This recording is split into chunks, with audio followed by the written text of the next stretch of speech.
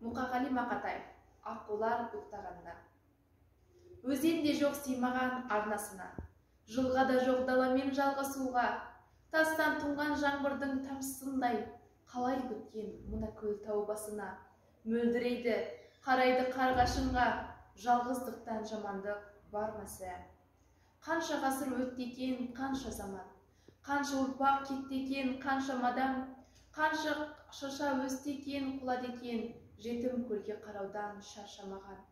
Жетім көлден су ішкен қанша марал, қанша киік қалды екен сай-салада, қанатынан үзіліп ән самала, қанша маққу кетті екен аңсаған ән.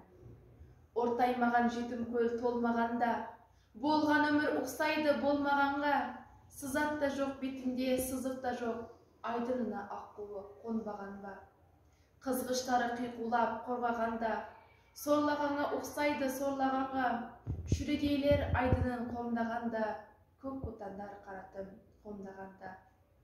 Беу дүние-ай аққулар оралғанда, айдын көлдің исі жол алғанда, жетсіп бір жетім көл қалушы еді-ау, тынушы еді-ау теңселген қара орманда.